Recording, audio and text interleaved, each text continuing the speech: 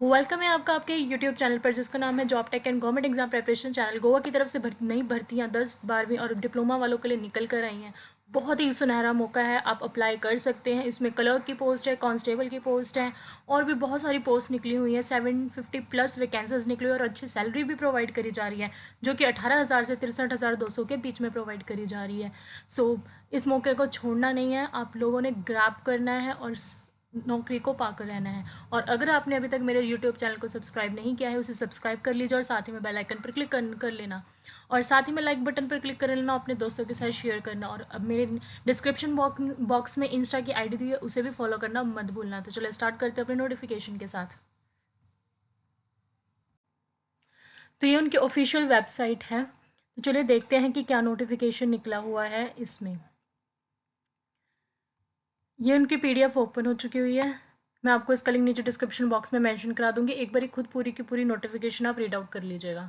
तो ये जो नोटिफिकेशन आया है गवर्नमेंट ऑफ गोवा की तरफ से आया है, जो कि office of the director general of police से आया है, पुलिस हेडक्वार्टर जिसका पणजी में है।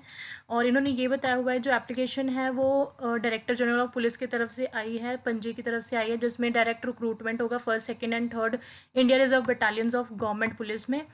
एंड इन्होंने ये भी बताया हुआ है कि जो नंबर ऑफ़ पोस्ट हैं रिजर्वेशंस के साथ में number of post and reservations जो हैं पुलिस कांस्टेबल की आर्म्ड पुलिस में हो गई 734 अकेली सिर्फ कांस्टेबल की ही निकली हुई है, जिसमें 266 अनरिजर्व्ड की हैं, शेड्यूल कास्ट के लिए 27 है, शेड्यूल ट्राइब के लिए 107 है। तो ये सारा कुछ मेंशन किया हुआ है। और साथ ही में इन्होंने पे मैट्रिक्स बताया हुआ है कि वो लेवल 2 का मिलेगा, जो कि 19,900 से 63,200 के बीच में होगा। उसके बाद उन्होंने बताया है कि मेल और फीमेल के लिए क्या क्या क्वालिफ़िकेशन है। क्वालिफ़िकेशन में इन्होंने हमें बताया हुआ है, पहले तो इन्होंने एज मेंशन करी हुई है कि जो एज होगी वो 18 से 28 साल के बीच में होनी ज़रूरी है। और साथ ही में रिलैक्सेबल उनके लिए होगा जो कि SC ST से बिलोंग करते हैं, और साथ में आपका +2 होना ज़रूरी है या उसके इक्विवेलेंट कोई क्वालिफ़िकेशन है वो भी मत चलेगी। मेल कैंडिडेट्स के लिए हाइट चेस्ट ये सब बताया हुआ है, और उसी के साथ जो फीमेल के लिए उन्होंने उनके लिए भी बताई हुई है। एंड देन उसके बाद बताया जो एक्स सर्विस मैन है उनके लिए क्या होगा, जो 30 to 40 ईयर्स के बीच में एक्स सर्विस मैन के लिए होगा, उनकी फ़िज़िकल क्या चीज़ें होनी चाहिए वो उन्होंने सारी मेंशन करी हैं। अब इन्होंने ये बताया हुआ है कि रिटन एग्जामिनेशन डिपार्टमेंट की तरफ से ही कंडक्ट होगा और आपके पास नॉलेज होनी चाहिए कौन करने की।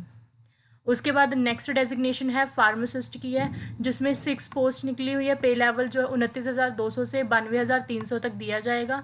और जो एज उन्होंने हमें बताई हुई है, एज बताई है उन्होंने 45 साल से ज़्यादा नहीं होनी चाहिए, डिग्री या डिप्लोमा होना चाहिए फार्मेसी में, और 2 साल का एक्सपीरियंस भी डिग्री होल्डर्स के पास होना चाहिए। एंड नेक्स्ट उन्होंने बताइए स्टेनोग्राफर की 25,500 से 81,100 रुपये होगी।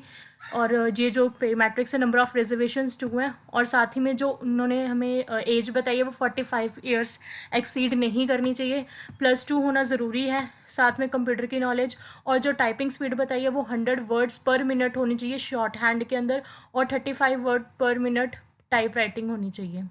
उसके बाद उन्होंने बताया number of post reservation lower division clerk की पोस्ट है, 5 पोस्ट हैं इसमें।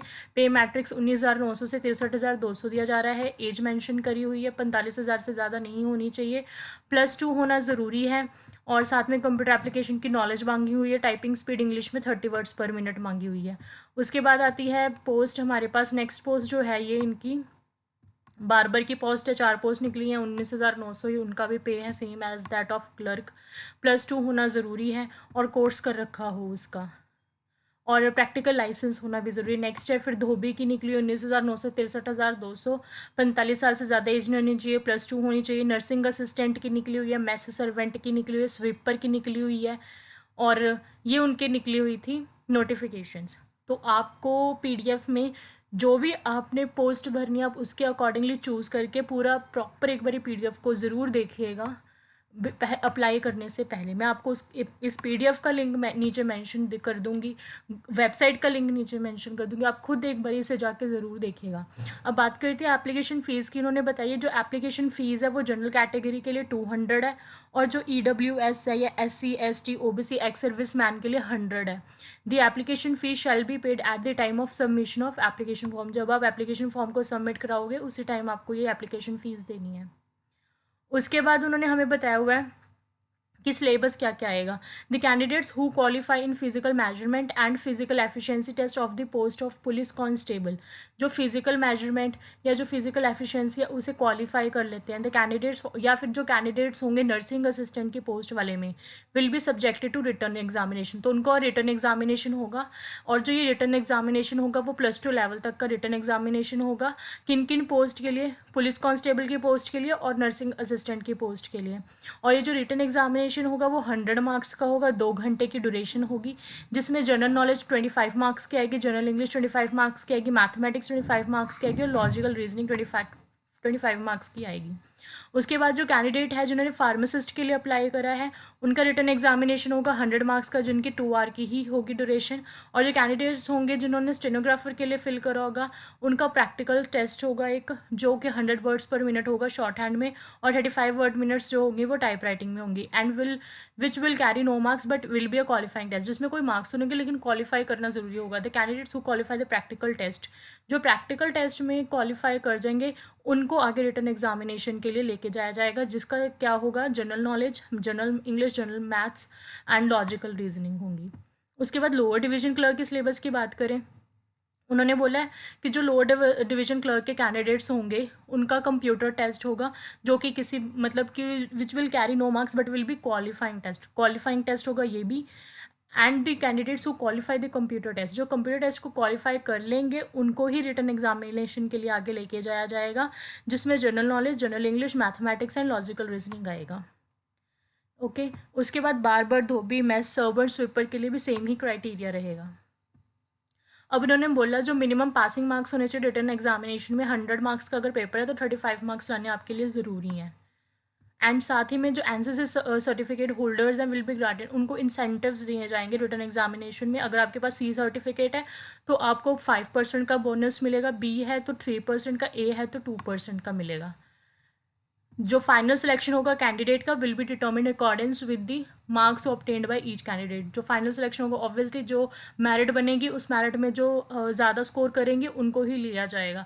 अगर आपका सेम है, लाइक आपसे कोई बड़ा है उसके भी सेम है और आपके भी सेम है, तो बड़े वाले को प्रेफरेंस दी जाएगी एज़ यूजुअल जो बताया जाता है। और उसके बाद ये उन्होंने हमें अपना एप्लीकेशन फॉर्म दिया हुआ है, application for the post of police constable for India reserve battalion, ये उसका एप्लीकेशन फॉर्म है।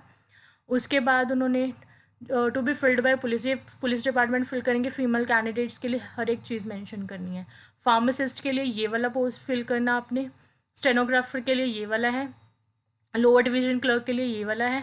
तो सबके लिए अलग अलग हैं, उन्होंने वो भी हमें साथ ही में मेंशन कर रखे हैं, तो आपने ये इनको फिल करके इनको सबमिट करना है आगे, और साथ ही में जो फ़ीस होगी वो लगेगी। तो ये थी नोटिफिकेशन। तो ज़रूर बताइएगा कैसे लगा आपको। मैंने सारा कुछ इसमें बता दिया हुआ है कि क्या सिलेबस रहेगा, क्या क्वालिफिकेशन रहेगी, कैसे किस तरह क्या कंडक्ट होगा, कैसा फॉर्म होगा, ये सारी चीज़ें मैंने आपके साथ शेयर कर दी। अगर इसके बावजूद आपकी कोई भी क्वेरी है आप मुझे कमेंट बॉक्स पर लिख के ज़रूर बताइएगा। Thank you.